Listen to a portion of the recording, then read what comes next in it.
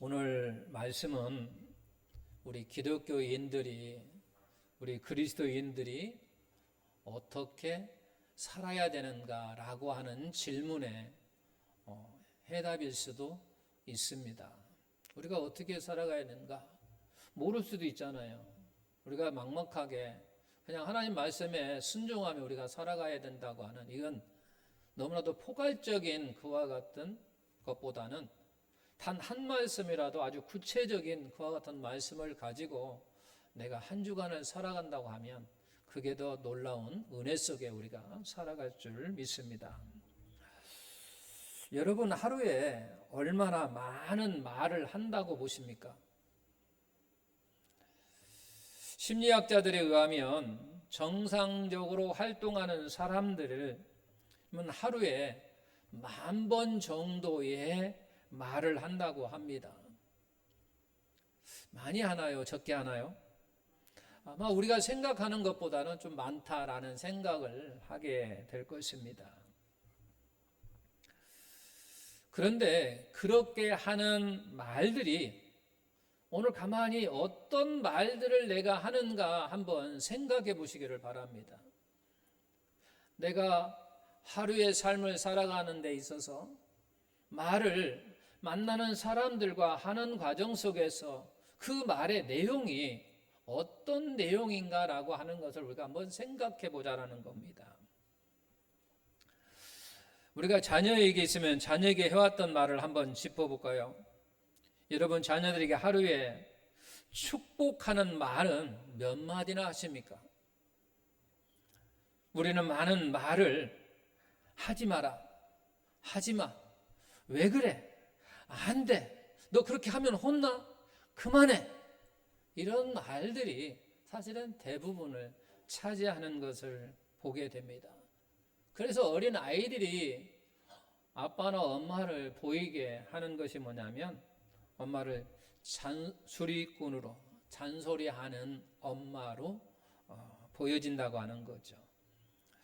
또 우리 이웃에 대해서는 어떻습니까? 왠지 부정적인 마음들이 꼬이고 꼬여서 비판하고 정죄하는 일에 길들여져 있지는 않은지요. 우리가 물론 때로는 탄식하고 비판해야 할 때도 있지만 축복하는 말이 있어야 된다라고 하는 거예요. 축복하는 말이 아주 많아야 된다라고 하는 것입니다. 우리 그리스도인들은 정죄하는 사람과 비난하는 사람들이 아니에요. 우리는 보통 쉽게 하나님의 자녀다라고 하는 것만 생각하거든요.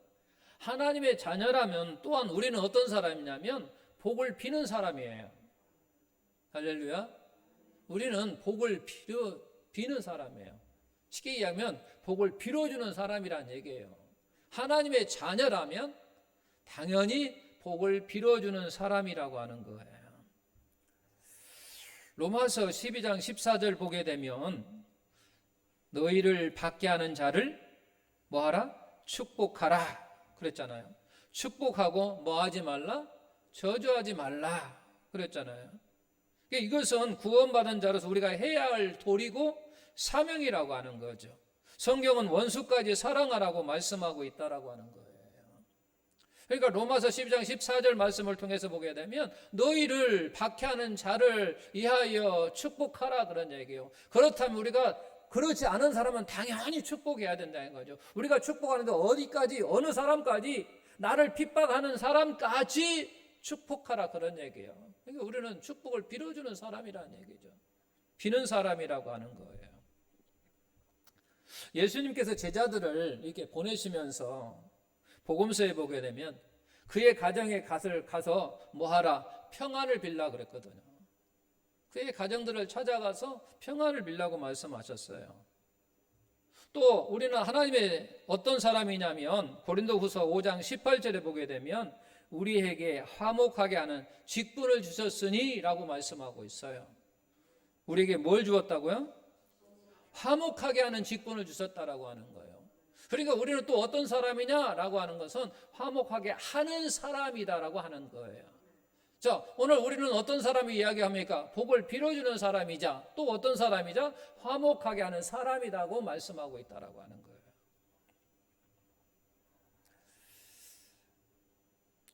근데 우리는 상대방을 위해서 화평의 복을 얼마나 빌어주고 사시고 계신가라고 생각할 때 사실 너무나도 미흡한 것이 사실이라고 하는 거죠. 이건 실화인데요. 제2차 세계대전이 한창일 때 이 영국과 독일 병사들이 치열한 싸움을 벌이고 있었습니다. 얼마나 이제 치열했는지 급기야 이제 육탄전이 벌어졌습니다. 영국군 병사가 독일군 병사를 총구으로 탁 찔렀습니다. 칼에 찔린 병사는 자신의 포켓에서 요한복음을 꺼내더니 자신을 찌는 그 병사를 향해서 건네주면서 뭐라고 하냐면 이거죠. 당신은 이것을 가지고 먹고 마시며 영원히 살기를 바랍니다 라고 하면서 죽었다고 합니다. 저는 짧은 글이지만 이건 누구만이 할 수 있는 일이다? 그리스도인만이 할 수 있는 거다. 그리스도인만이 할 수 있는 일이라는 거죠. 자신에게 피해를 주는 사람에게 우리는 바락바락 대들고 저주하며 그러잖아요. 근데 우리 그리스도인은 대들고 저주하며 인과응보의 원리로 사는 것이 아니라 원수를 사랑하는 용서의 원리로 축복하는 것이 그리스도인입니다. 이제 그리스도의 이름으로 축복하는 삶을 사십시다. 여러분이 언어에 축복의 언어가 저와 여러분 언어 속에 축복의 언어가 많아지기를 예수님의 이름으로 축원합니다. 이건 제2차 세계대전 때 일어난 일이지만 사실 우리나라도 있어요. 손영훈 목사님은 자기 아들을 죽인 원수 청년을 결국 나중에는 양자로 삼잖아요. 그를 용서하심으로 말미암아 삼을 수 있는 거죠. 사랑과 용서가 없으면 이건 할 수 없는 일입니다. 그러나 손영훈 목사님은 자기 아들을 죽인 원수를 양자로 삼으셨다라고 하는 거죠. 사랑하는 성도 여러분, 이제 우리가 이렇게 축복하며 사십시다. 오늘 본문 말씀은 하나님께서 제사장으로 하여금 이스라엘 백성들에게 축복하라고 하시는 축복의 선언문입니다. 제사장들에게 이스라엘 백성들을 향하여 축복하라 그 말입니다. 우리는 보통 나는 제사장이 아닌데요 라고 말하지만 아닙니다. 오늘날 제사장은 대부분 이제 목회자들을 우리가 상징하지만 그러면 목회자들만 축복하며 사는 삶을 살아야 되느냐? 아니라고 하는 거예요. 반드시 오늘 우리가 기억할 것은 나도 뭐다? 제사장이다 라고 하는 사실입니다. 나도 누구라고요? 제사장이라고 하는 거예요. 나도 제사장의 권한을 가지고 있다는 사실을 우리는 꼭 기억하시기를 바랍니다. 저도 제사장, 여러분도 제사장입니다. 그러나 직분은 다를 수 있습니다. 저는 예배를 집례하는 인도자이신 그런 직분을 가질 수 있습니다. 제사장으로서.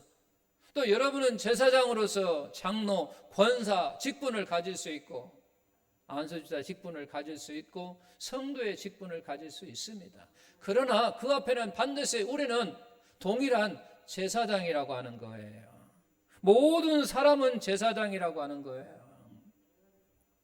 그래서 베드로가 그렇게 이야기합니다. 베드로 사도가 베드로전서 2장 9절에 보게 되면 너희는 택하신 족속이요 왕 같은 뭐라고요?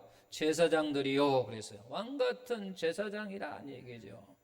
거룩한 나라여 그의 소유된 백성이 너희를 어두운 데서 불러내어 그의 기이한 빛에 그 기이한 빛에 들어가게 하신 이에 아름다운 덕을 선포하게 하려는 하심이다 라고 하는 거죠.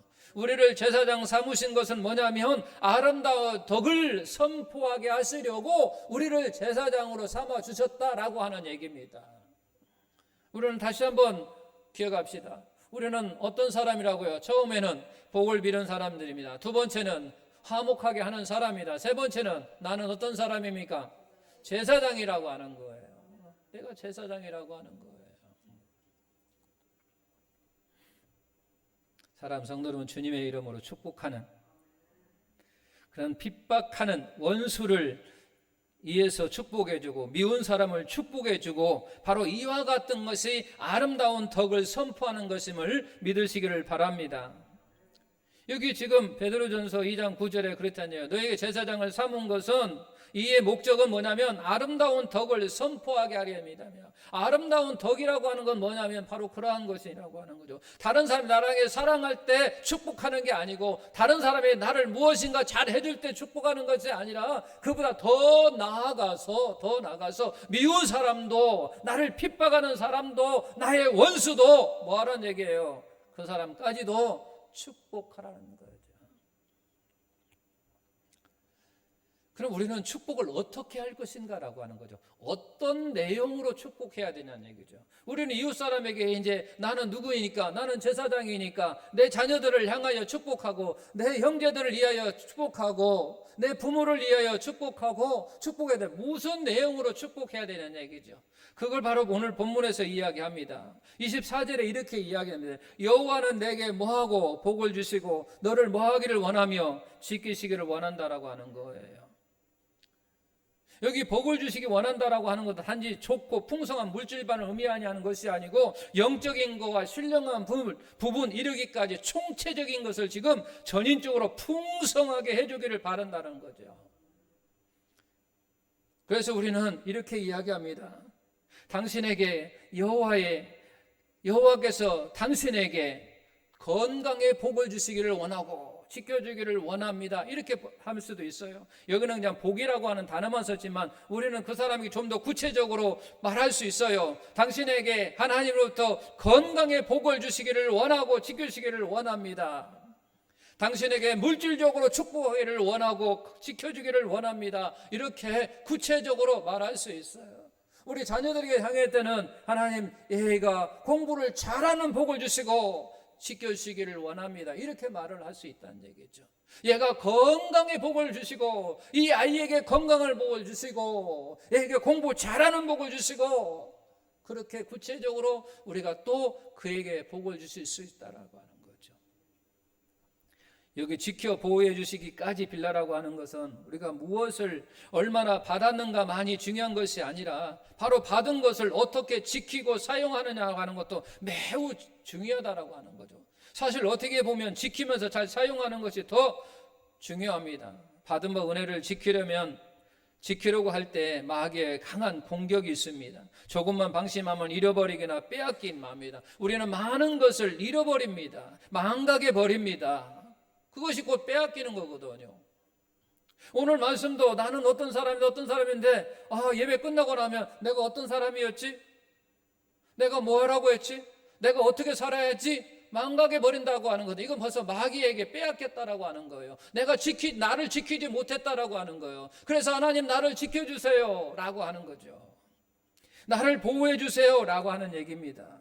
여기 지키다고 하는 단어가 세마르라고 하는 단어인데, 울타리를 쳐서 원수의 손에서 보호해 주시기를 원합니다 라고 하는 그런 뜻이에요.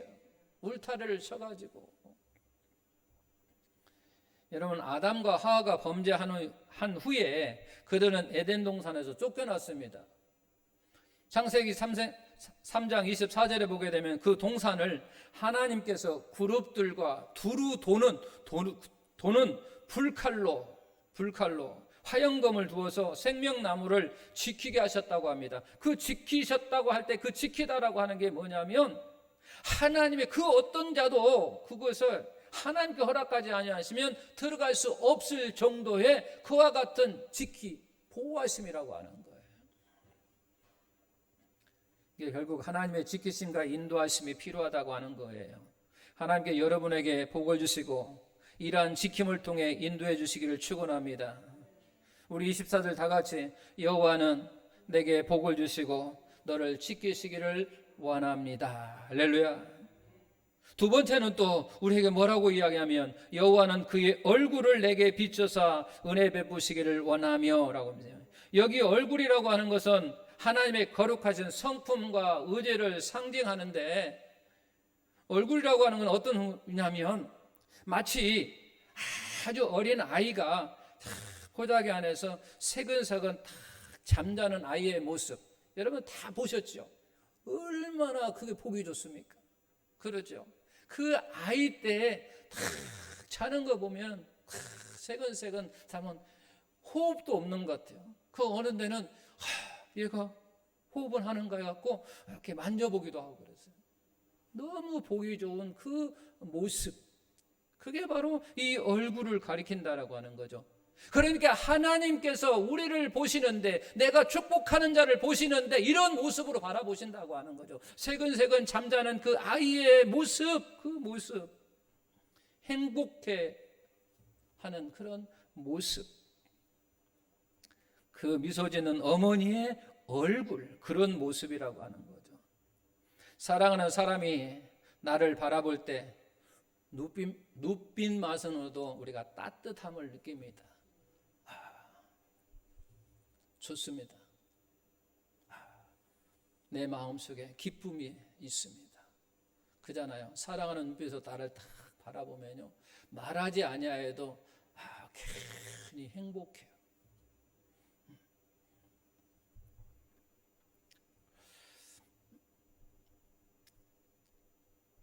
그러나 사람이 얼굴을요 돌리면 얼마나 차갑고 냉정한 줄 아십니까? 우리 인생을 살다 보면 우리는 한두 번씩은 다 경험했을 것입니다. 얼굴을 돌리면요 싸늘합니다. 우리 부부의 싸움에서도 느낄 수 있잖아요. 부부의 싸움에서 서로 외면하면요, 방에 문을 열고 들어오든 나가든 투명 인간 취급하면요, 그 한겨울보다 더 그냥 추운 바람이 그냥 지나갑니다. 다 우리 한두 번씩은 다 경험했을 거예요. 뭐 목사의 가정은 그런 일이 없었을 것 같습니까? 목사의 가정도 있어요. 그런 싸늘할 때, 그 얼굴을 외면할 때 있다라고 하는 거죠. 차가운 거잖아요. 근데 한번 생각해 보십시오. 하나님이 우리를 외면하신다면 어떨까? 그래서 다윗은요, 죄짓고 났고 그가 범죄한 후에 시편을 통해서 간절히 하나님을 향하여 호소를 합니다. 그게 바로 시편 51편 9절에서 11절입니다. 우리 다 같이 주의 얼굴을 내 죄에서 돌이키시고 내 모든 죄악을 지워주소서. 하나님이여 내 속에 정한 마음을 창조하시고 내 안에 정직한 영을 새롭게 하소서. 나를 주 앞에서 쫓아내지 마시며 주의 성령을 내게서 거두지 마소서. 이 말은 그런 말입니다. 주님의 따뜻한 얼굴을 내게 비춰주시고 내 안에 새로운 영을 허락해 주시고 주님께서 성령을 거둬가시고 영원히 얼굴을 돌리시면 나는 살 수가 없사오니 그러지 않기를 간절히 원한다라고 하는 거죠. 다윗은 하나님의 얼굴이 자신에게 돌았을까 봐 무척이나 불안해했습니다. 때문에 하나님께 그 얼굴을 비추시고 은혜를 베풀어 달라는 것은 큰 축복입니다. 우리는 주님으로부터 오는 사랑과 인자로 살아가는 사람들이기 때문입니다. 사랑하는 성도 여러분, 하나님께서 여러분의 얼굴을 비춰주시고 은혜 베푸시기를 축원합니다. 또한 우리는 여호와께서 얼굴을 비춰주시고 은혜를 베풀어 주시기를 원합니다 라고 하는 축복의 말을 이웃들에게 베풀며 우리의 삶을 살아가시기를 축원합니다. 세 번째는 26절 보니까 여호와는 그의 얼굴을 내게 향하여 드사 그렇습니다. 드사 평강 주시기를 원하노라. 얼굴을 내게 향하여 드사라고 하는, 얼굴을 든다라고 하는 것은 훨씬 좀 특별하고도 적극적인 의미입니다. 하나님의 특별한 관심을 의미합니다. 그 관심을 통해서 평강의 축복을 기원하는 것입니다. 다른 것은 몰라도 하나님의 평강만 있으면 사실 우리는 행복합니다. 다른 거 다 있어도 평강이 없으면 갈등과 고통과 불행한 삶을 살 수밖에 없기 때문입니다. 여호수아 리프맨이라는 소설가 쓴 마음의 평안이라고 하는 베스트셀러가 있는데 그 내용에 보게 되면 어떤 젊은 사람이 늙은 사람에게 묻습니다. 젊은이에게. 그대가 원하는 것이 무엇입니까? 이게 나이 드신 분이 젊은 사람에게 묻는다는 거죠. 당신이 원하는 것이 무엇입니까? 라고 물어요. 그대가 원하는 게 뭔가? 라고 물으니까 이 청년이 이야기합니다. 첫째는 건강입니다. 둘째는 재물입니다. 셋째는 미모입니다. 넷째는 재능입니다. 다섯째는 권력이고 여섯째는 명예입니다. 이렇게 이야기를 합니다. 자기 소원을 말하는 이 청년의 말을 들으면서 지극히 쳐다보던 노인이 이렇게 이야기를 합니다. 청년, 그것이 자네를 만족시켜 줄 수 있을 것 같은가? 라고 이야기하면서 거기에는 평안이 있어야 되네 라고 하는 이야기를 했습니다. 평안. 그러잖아요. 우리가 또 그냥 세상적으로 이야기하면 우리가 아무리 예쁜 아내를 데리고 산다 할지라도 그 안에 평안이 없으면요 별 의미 없어요. 우리가 아무리 권력을 가지고 있고 경제적인 부를 가지고 있어도요 그 안에 평안이 없으면 늘 고통스러운 거예요. 이야기하는 거죠. 그런데 평안이 있어야 된다 그런 얘기예요. 뭐니 해도 돈이 아니라 우리의 삶 가운데 우리 가정에 우리 교회에 그 어느 곳이든지 뭐가 있어야 된다고요? 평안이 있어야 된다는 얘기죠. 평안이 있어야 된다. 이게 평안은 우리의 삶의 가장 기본적인 축복이라고 하는 거죠. 복이에요. 가장 기본적인 복이라고 하는 거죠. 평안은 삶의 가장 근원적인 필수 요건이라는 거예요. 그런데 이 평안이 어디에서 얻느냐는 얘기죠. 이 평안이 어디에서 얻는가? 물질에서 없습니까? 아니면 사람에게서 없습니까? 그게 아니라 제가 성경은 기록하지 않았지만 빌립보서 3장 6절 7절 요한복음 14장 27절 28절을 보게 되면 그 평안이 어디서부터 오냐면 하나님으로부터 온다고 우리에게 말합니다. 하나님으로부터 온다는 얘기예요. 때문에 우리는 하나님께서 평강 주시기를 원합니다 라고 축복하고 빌으라는 얘기예요. 왜? 하나님께 주시기 때문에.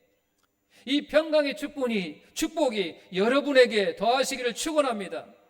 그리고 우리는 이웃을 향해 본문 말씀대로 이렇게 축복하며 사는 성도가 되십시다. 여호와는 그의 얼굴을 내게 향하여 드사 뭐 한다고요? 평강 주시기를 원합니다. 사랑하는 여러분, 골고다 언덕의 승자가 누구입니까? 골고다는 해골의 골짜기라고 하는 뜻입니다. 해골. 그 언덕 그 골짜기는 죄수들의 형장이고 죄인들의 무덤입니다. 그곳에서 우리 주님도 십자가에 못 박혀 죽으셨습니다. 대제사장들과 바리새인과 유대인들 그리고 로마 병정들은 바로 예수님을 십자가에 매다는 순간 그들은 자신들이 승자라고 생각했습니다. 그리고 아마 그들은 승리를 자축했을 수도 있었습니다. 그러나 예수님은 그 현장에서 그 십자가 위에서 저들을 위해서 이렇게 간청합니다. 그들을 위해서 이렇게 기도합니다. 아버지여 저들을 용서하여 주소서. 자기들이 하는 일을 알지 못하기 때문입니다. 십자가 위에서 바로 주님은 원수를 향해 지금 축복하러 있다고 하는 거죠. 우리는 주님께서 저들을 용서하시고 오히려 축복하시는 사망에서 승리하셨다라고 하는 것을 우리는 너무나 잘 압니다. 그리고 주님의 죽으심은 그 해골이라고 하는 그 언덕을 바로 생명의 골짜기로 바꿨다라고 하는 거죠.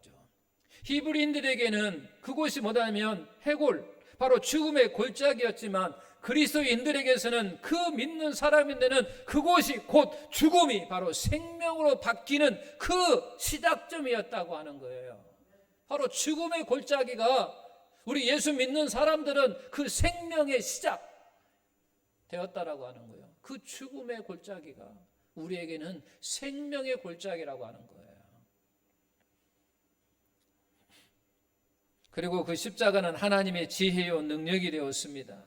예수님께서는 십자가에서 사랑과 축복으로 승리하셨다고 하는 것을 우리는 기억하시기를 바랍니다.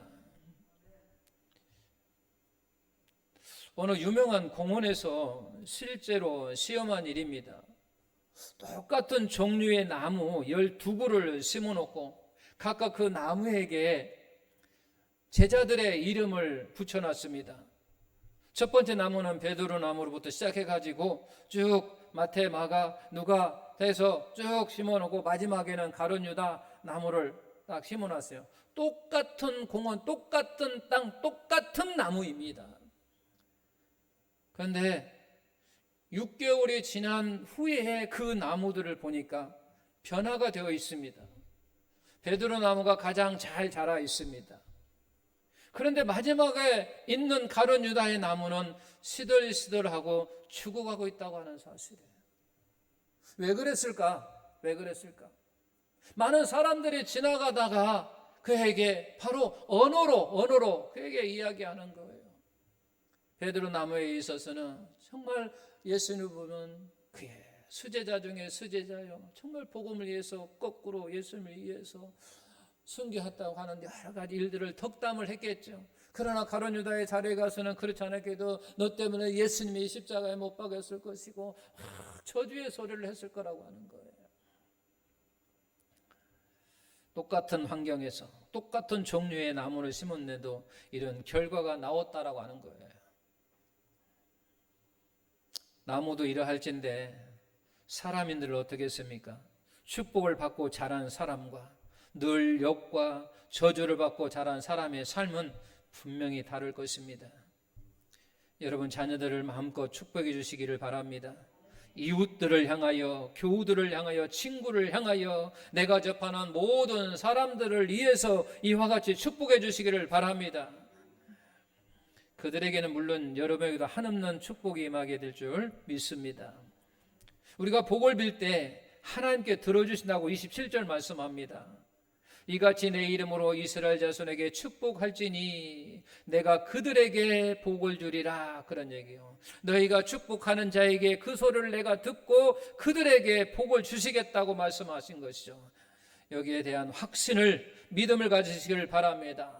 그렇게 될 것으로 믿고 축복하시기를 바랍니다. 그것이 곧 하나님의 선포여 약속이라고 하는 거예요. 우리에게 얼마나 큰 축복인지 모릅니다. 그냥 인사치레로 복을 빈다고 생각하지 마시고 내가 복을 빌 때 하나님께서 들으시고 반드시 그 사람에게 복을 주신다라고 생각하고 믿고 축복하시기를 바랍니다.